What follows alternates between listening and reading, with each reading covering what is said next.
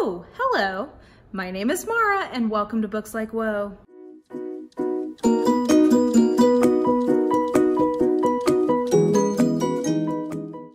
August is over, guys, and when you guys are seeing it, it is Labor Day here in the US, and I will have my ass parked on the couch, like chilling like a villain, reading, not doing nothing, because I've already done all my errands. The people who were going to be in town have come and gone. It's going to be real nice. So I am looking forward to that. And I'm just feeling so much better this month. I don't know if you guys could tell in my last wrap up in July, but like July was not a good month for me. I was not in a good headspace and it was hard for me to pump myself up.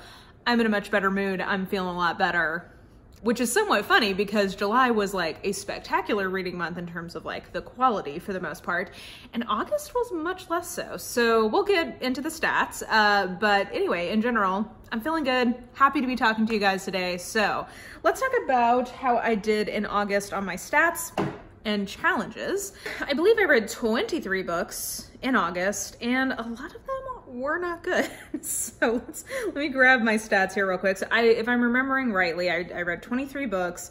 About 19 of them were from my TBR and 4 of them were from the library or borrowed or whatever. So that is a good stat. I've been doing a good job on that this year, actually, of just like making some consistent progress on my TBR, which we will talk about at the end of the year when we get into those. But stats wise, so I read 7,727 pages in the month of August, which averaged out to 336 pages per book. The average time that book had been on my TBR was 6 months, which is right at my cap. And the average age was 12 years, which was more than 10. So good job there. So not as many books as I read in July, but still a higher volume reading month than normally August is for me. And that's because I was reading a lot of sort of just like quick genre-y type things, which we will talk more about. Actually, we can just go ahead and look at the stats for genre. So you can see actually a very similar genre mix as to what I had in July, where my single biggest category, I believe, was still mystery. But if we took all the different types of romance together, it would have been my biggest category. I had sci-fi, I had fantasy, I had a bunch of different types of nonfiction, I had some general fiction, classic kind of things. So yeah, a pretty good mix of genre there. And then in terms of where I got these books from, again, pretty similar to what I had last month, which majority was from Amazon, which makes sense. Any month where I'm making a lot of progress on my TBR and any of them are ebooks, it's gonna bump that number up. Some from publishers, some from other bookstores, so there's those stats. And then finally, in terms of my ratings for the month, as you can see, much more heavily weighted towards the lower ratings. So more than half of the books I read were 3 stars or less, which gave me an average rating of 3.06. Now, in theory, anything at a 3 or higher is still in the green zone. And so this is technically still in the green zone, but let's call it trending yellow because, yeah, I definitely had more misses than I had hits this month, if that makes sense. Some of these were from things that I don't necessarily expect to get a high rating. They're more just sort of like, you know, fun, quick genre stuff. But there were definitely some disappointments, which we will talk about when we get to that part of the video. And yeah, some big hits that kind of helped make up for the overall average. So those are some of the stats for what I read this month. In terms of challenges that I addressed this month, I don't think I addressed any classics or true classics from my classics list this month. I did, however, make progress with 3 different books from my 19 books that I want to read in 2019 reading mug challenge, and 2 of them were really good. So Slouching Towards Bethlehem, I read that, we'll talk about it, and Stoner by John Williams, read that, we'll talk about it, both of these in my hits section. I also, ooh, guys, this is where things are about to get a little scary. Don't tell anyone, but I DNF'd Warbreaker by Brandon Sanderson. Guys, it was putting me in a slump. I got through the first couple chapters okay, and then I think the problem was that I was wanting adult fantasy, and I guess it's supposed to be adult fantasy, but it really reads like YA fantasy anyway. I'm not permanently DNFing it, but I am DNFing it for this year. And so it's coming off of my little list of 19 books I want to read in 2019. Okay, moving swiftly on from that, please don't hate me. All of you Sanderson fanboys and girls in the comments, I will come back. I don't hate him. It was putting me in a slump. What was I supposed to do? And then for my booktubers pick my TBR challenge, I did polish off the blade itself and red, white, and royal blue. So you guys can see that whole vlog video that I did on that one. Yeah, both of them were good. 3.5 stars for red, white, and royal blue, 4 stars for the blade itself. So I did that. I read 3 books in the In Death series. I was hoping to catch up from July and read 4, but honestly 3 is great because that means next month I just need to read 2 and I'll be back on track. So I read Indulgence and Death, Treachery and Death, and New York to Dallas. New York to Dallas, so I really, we'll talk about the other 2, Indulgence and Treachery and Death, in different sections of the video, but I will just mention New York to Dallas is a pivotal book in the series in terms of we get some major sort of backstory development in it, and I just want to mention that it is an incredibly brutal book. These books always have, you know, a decent amount of violence or sexual assault or whatnot, but this was like the next level specifically around children. It's sort of a cat and mouse detective story that is them chasing down a violent child predator who escaped from prison. So it was a lot, and I ended up giving it 3 stars, not because it wasn't well done. It was just a lot for me to take, and I don't read those books to have to go through that much. Like, it was just a little much for me. And I felt like some of the way that some of the backstory elements were kind of parceled out could have been better. So anyway, just a side note and a content warning there. For those of you who have not yet reached that book in the series, just FYI, this is a 5-star book for a lot of people. I was looking at the Goodreads. I think I'm in the minority there, but I personally didn't find it very like enjoyable. So just to mention there. So yeah, so next month I will be back on track if I can get to 2 in-depth books, and I'm already in the mood to read another one, so that should not be a problem. And then one last challenge I guess I'll mention is that I did read The Best Thing by Mariana Zapata, and I am counting that as my women in, like, a woman sport person, a woman athlete book for the Reading Women's Challenge bingo that I have going. So we'll talk more about that one, but yeah, she's an MMA fighter, so that was pretty cool and definitely counted for the athlete portion. So yeah, I think that that covers all my stats and challenges. So let's get into my hits, my surprises, and my disappointments. I'm gonna start with disappointments. I honestly probably could have put like 10 books in this category this month, but I'm gonna just restrain myself and talk about 4. Okay, so disappointments. Oh, there were so many. I'm gonna start with Rock Chick Redemption in particular, but as an addendum onto it, also Rock Chick Revenge. So I got in the mood early in the month. I was like, I just want something kind of like munchy, yummy, genre candy-y.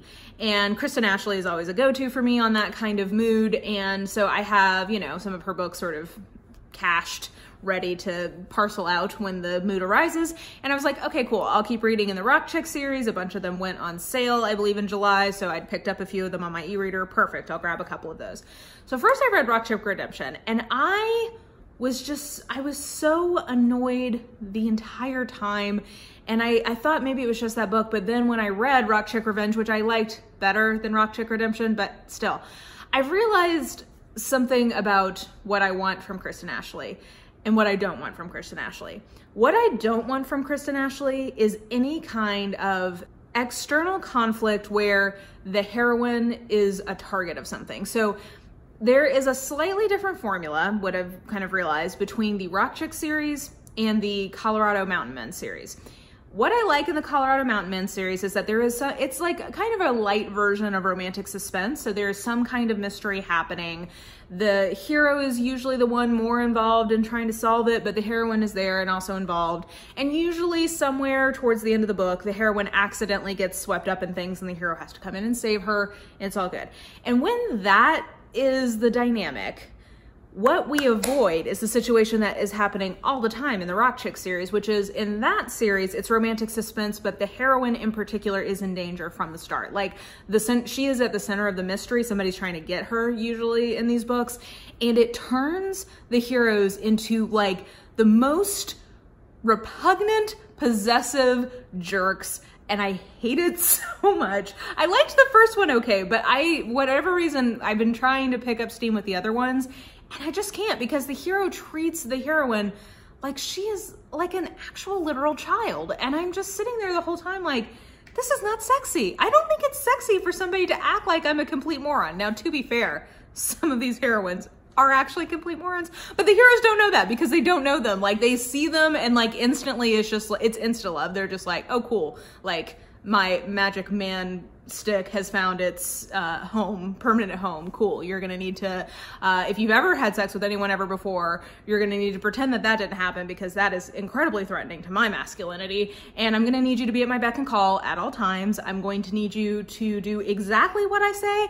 And if you don't, not only will I punish you, but the world of the book, like the moral of the story is that the heroine is always wrong and the hero is always right. And it is an infuriating formula, and I don't enjoy it. And yet I still read them because they're so bingeable. Like, I can't stop reading them even though I'm sitting there so annoyed. So anyway, I think that's a valid critique of the book, but also, like, I can totally see this being, like, people love these books. And if you're down with that formula and you're down with that dynamic, I'm not trying to take away from your enjoyment. I'm just saying, for me, what I've realized is, like, that's not a version of Kristen Ashley I can get down with so much. I need to just focus on the Colorado Mountain Men series, where the formula is different enough that I can enjoy their alphaness without just being perpetually wanting to knee them in the nuts for being such just like over the top jerks to this person that they're supposed to love and like think is the most important person in their life. I just can't.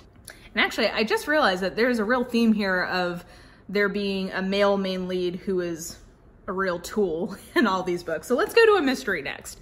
So Murder at Morrington Hall, Clara McKenna. This is a mystery. I would probably call this a romantic mystery, or it's a mystery that has strong romantic elements, let's say that. And the problem with this book is not the setup, because the setup is super cool.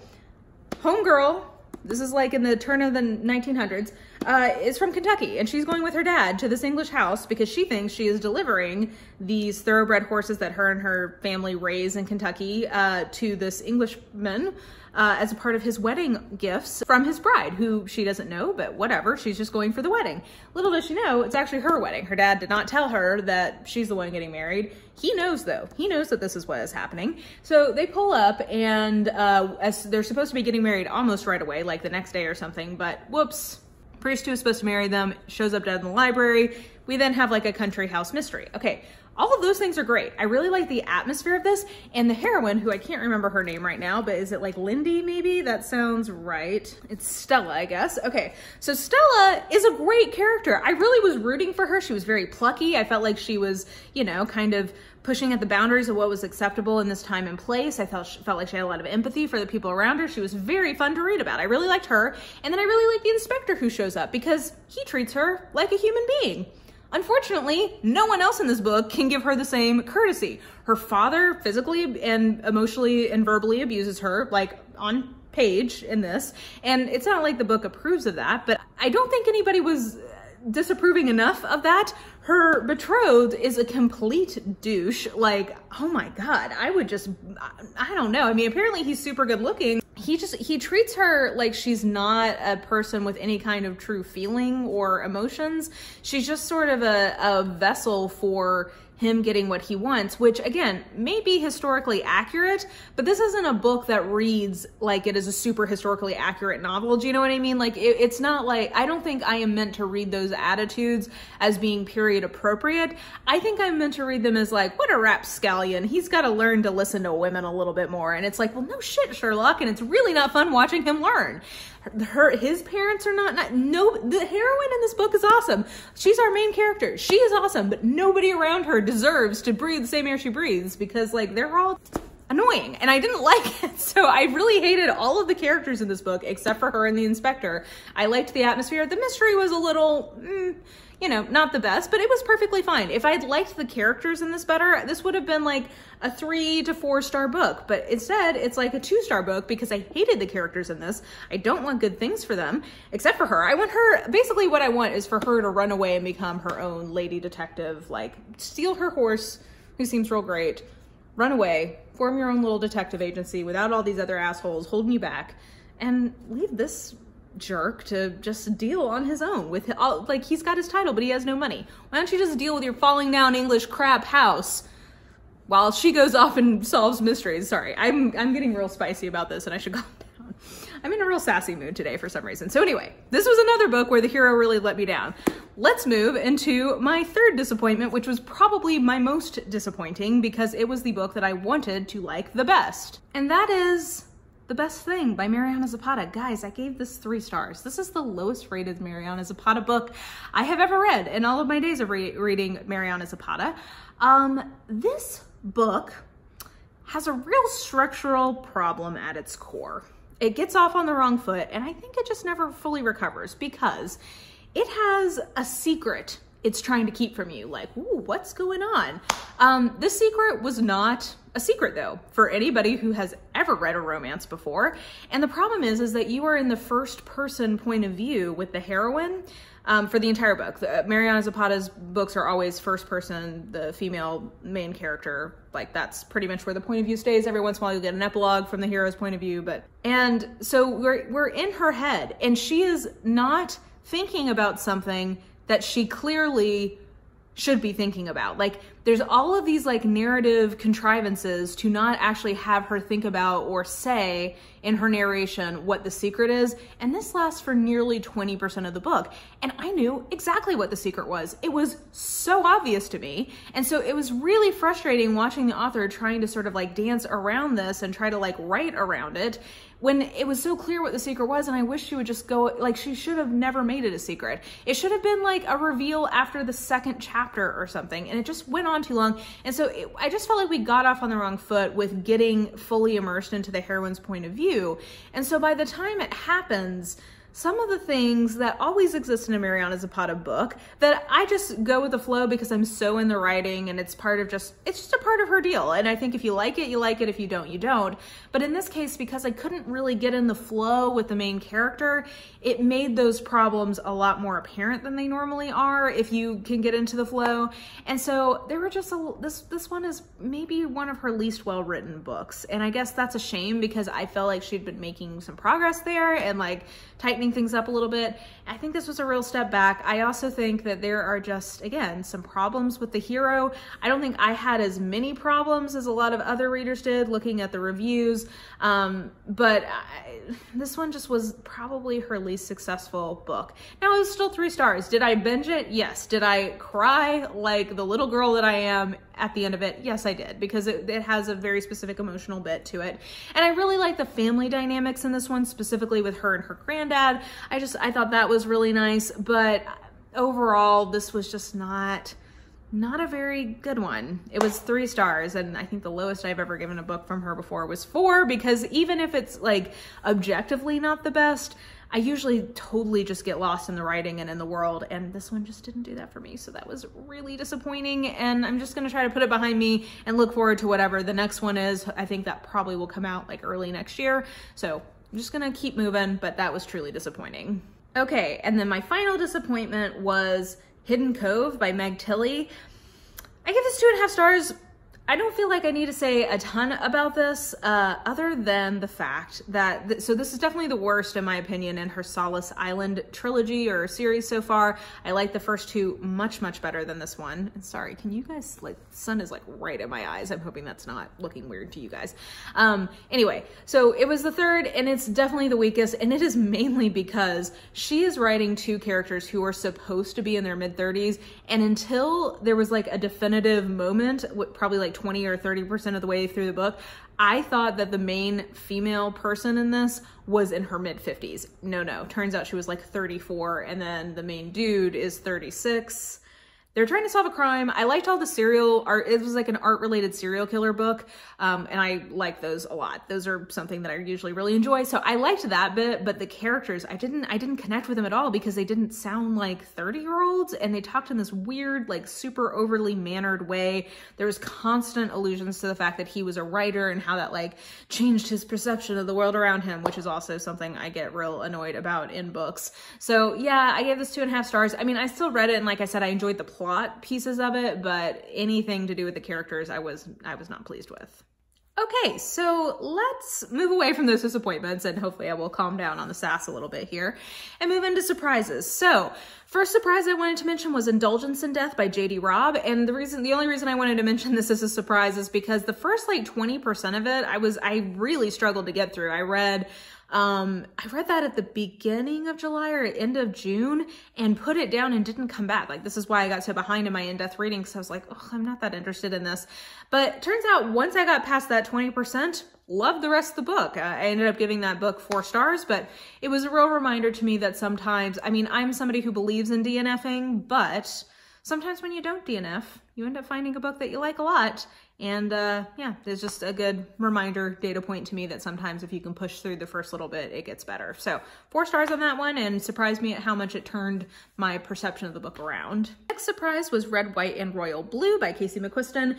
And I put this as a surprise because I wasn't sure. So I talked about this in my Booktubers Pick My TBR vlog that I did, and I talk at length about that book in that vlog, so I won't say a ton here. I'll just basically say that generally I do have a rule that I don't read male romances not written by gay or bisexual men, or like men who sleep with men, basically, just because I feel like there's a real representation issue in this subgenre of romance, and I am often uncomfortable about the level of essentially female gaze that there is in these romances, where it's often straight cis women writing about 2 men in a relationship for other straight cis women, and I feel a little conflicted about the way that that comes off.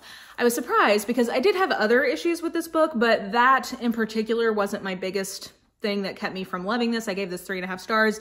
I mean, Casey McQuiston is non-binary. She uses she, her pronouns, but you know, she's queer, and you know, I think that probably made that piece better. But I do want to mention, because some people are saying, oh, well, but no, she's queer, so that criticism doesn't stand. And I would just say, yeah, it still does. This is still, you know, somebody who does not fit that category writing for other people who do not fit that category. And I do still feel like there is a real representation issue in this subgenre of romance. So just a clarification there. But anyway, I had other problems with this, but that piece of why I wasn't going to pick this up didn't really get in the way of my enjoyment of it. And overall, this was pretty charming. I can see why people like this so much. And yeah, it was a nice little way to pass some time.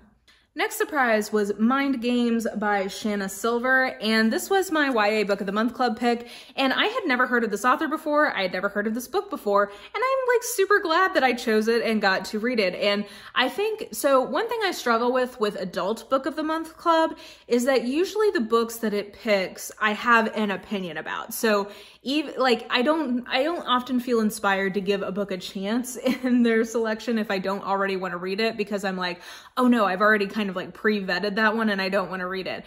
I don't stay as up on YA releases, so I think one of the joys that I'm going to find with this service is that because I just, you know, pick one every month, I need to find one of them that sounds interesting to me. I'm really excited that this was one that was like, oh, okay, sure, that sounds interesting, because it was basically, this is like a near future situation where we all have our like consciousnesses downloaded into a computer to some degree, so people can like hack each other's minds and, you know, change memories, all that kind of stuff. And the girl, our main character in this, at her high school is like the best hacker, and one day she wakes up and realizes that a bunch of her memories were deleted, and also there's this boy who she doesn't remember at all who also has a bunch of his memories deleted, and they have to figure out like what's going on. And it's sort of like a sci-fi thriller kind of thing, but the YA version. And the reason I put this as a surprise is, one, I never would have read this without Book of the Month Club, and 2, because I wasn't sure what to expect, but a lot of YA I feel like is written older now, so like it's written with people like me, like adult readers in mind. So in terms of like the complexity of the writing or the tone or the overall maturity of the characters, I think often is aged up. And I'm always really excited when I find a YA book that I think genuinely reads like it was written with teens in mind.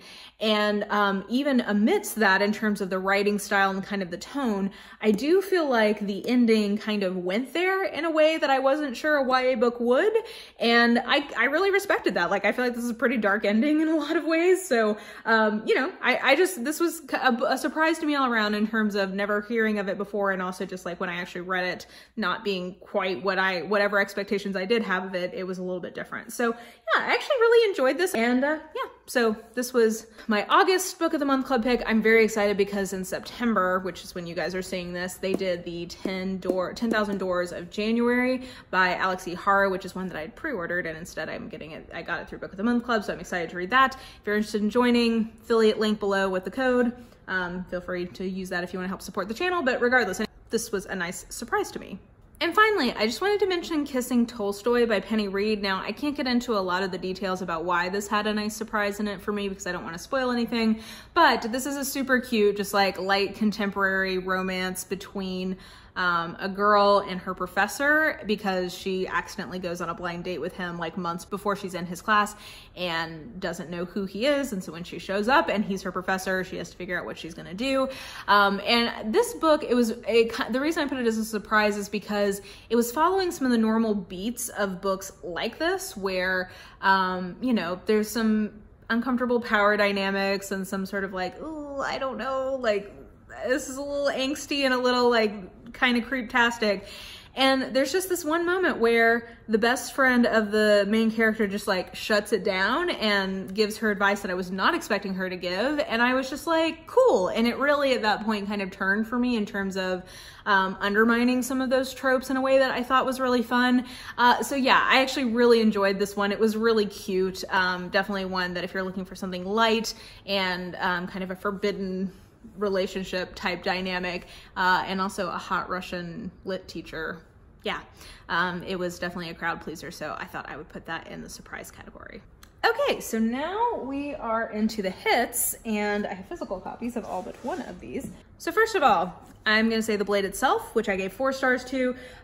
This was really good, and I've talked about this at length in several other videos, so I don't feel like I should really get too much more into it at this point, but this was 4 stars and definitely something I consider to be a hit. It was kind of a project, making my way through it over the course of mostly July, but then a little bit of August was when I wrapped it up. And yeah, it was definitely enjoyable, and I definitely plan on continuing in the First Lost series. Then my next hit is Slouching Towards Bethlehem by Joan Didion. And I will tell you that I had read a little bit of Joan Didion in the past. I read The Year of Magical Thinking, and I have to say, while I very much admired her writing, I did not enjoy that book. There's a sort of self-indulgence in her prose style that I don't enjoy in a memoirist in general, or like an essayist. What I knew, even as I was reading that one though, I knew that the way that she executes that is very unique to her, and she sort of innovated that the flavor of hyper introspection that she kind of really has on display in The Year of Magical Thinking, and then also, you know, exhibits in some of these essays as well. And so I want to, you know, it's hard to balance, like, personally I don't really enjoy that, but I also want to celebrate, like, this was an innovation in, you know, nonfiction essays, and, you know, there's a reason why there's an entire style called Didion-esque, basically. Like, she really is a distinctive voice that guided the genre forward in this direction. So I didn't like that book, so I wasn't sure how I would do with this one, and I'm really pleased to tell you that I very much enjoyed this book. I gave it 4 stars and felt like I really like that tone and her writing style, especially when she is pointing it at other subjects. So I really enjoyed the essays in here that were sort of documenting what California was like in the mid-60s. So like there's a great essay about John Wayne in here, Joan Baez, Howard Hughes. It opens with sort of like a true crime essay, for like magazine essay kind of thing, that that was maybe my favorite piece, was that first one. I really liked that a lot. So whenever she's kind of observing around her in that sort of magazine essay style that we really, I don't feel like have fully anymore, I really liked that bit. And there are personal essays in here as well.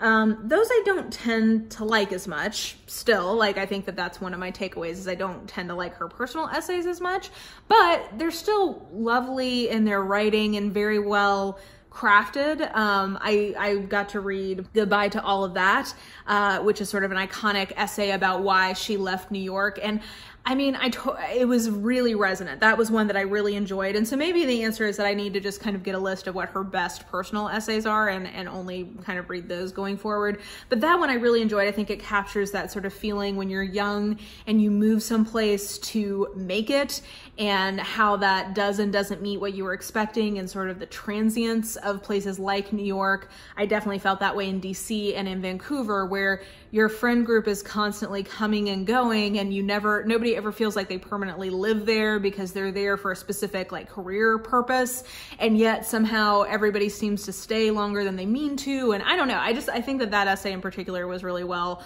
rendered. And yeah, I really like this one. This also is going to inspire a video about if you like this book, you should watch this movie, because this book very much reminds me of one of the biggest movies of the year. So anyway, this was sort of a nonfiction classic that I really, really enjoyed, and definitely am glad that I finally got around to reading it.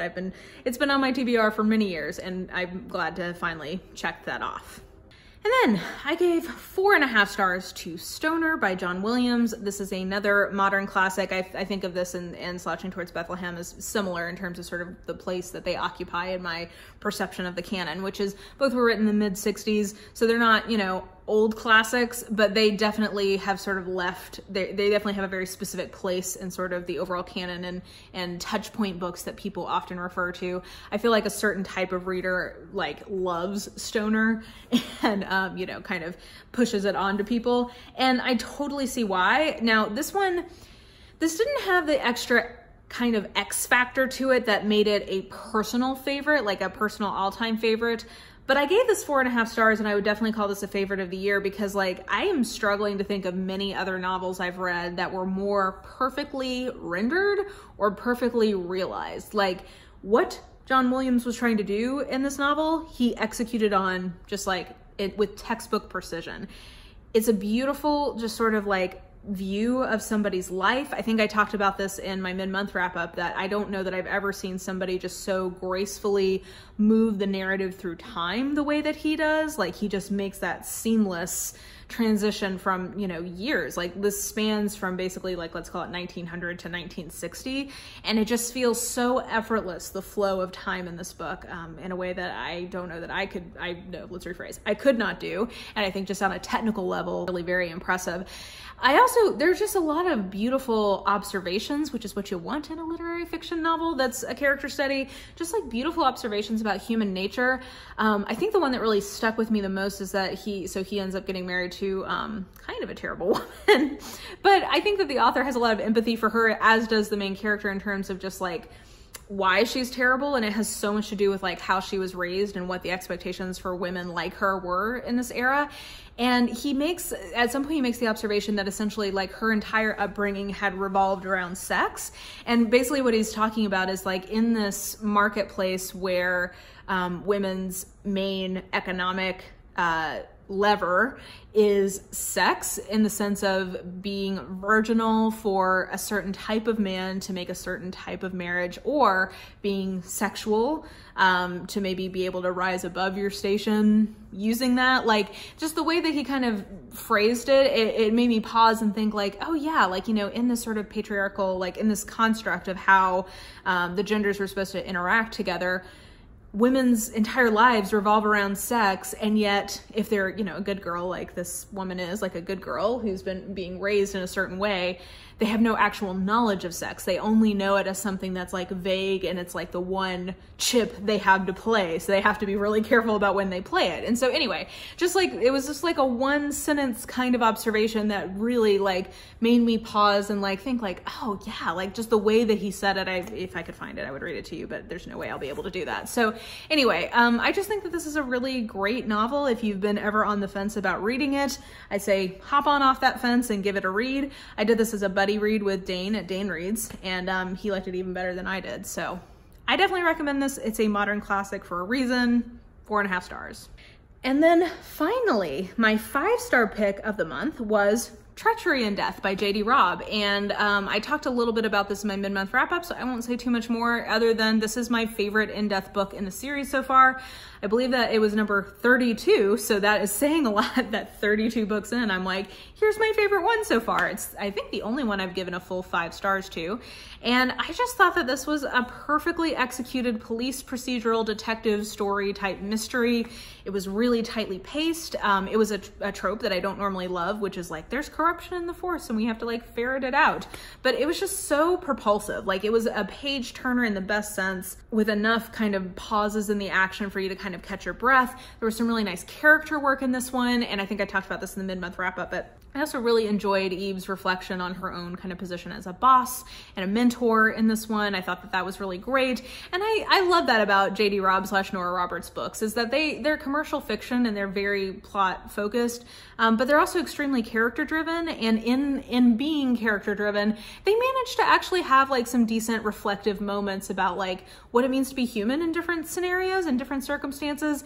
And I think she often has as much thematic depth as I would expect to be possible from this kind of book, if that makes sense. So I appreciate when she takes moments to like have Eve kind of reflect on these bigger topics or bigger issues. And I think that that was particularly well done in this one. So it's my favorite in-depth book so far.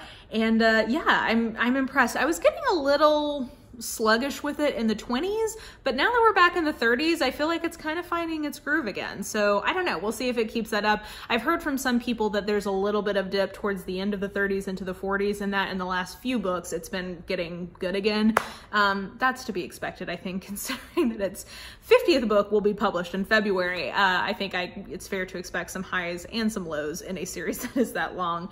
But anyway, 5 stars, my favorite book of the month, and my favorite book of the quarter so far. So there you go. Okay, so I think that wraps up the month of August in terms of what I read. I hope you guys had a great reading month in August as well, and I hope that if you have Labor Day, that you've been enjoying it today. And yeah, I think that will do it for now. So if you enjoyed this video, please like, subscribe, follow me on the social medias if you are so inclined. I have all of that information listed in the description box below. Definitely feel free to leave me a comment. Let me know what you thought about any of these books down in the comment section. And I think that will do it. I hope you're having an absolutely lovely day, and I will just talk to you soon. Bye.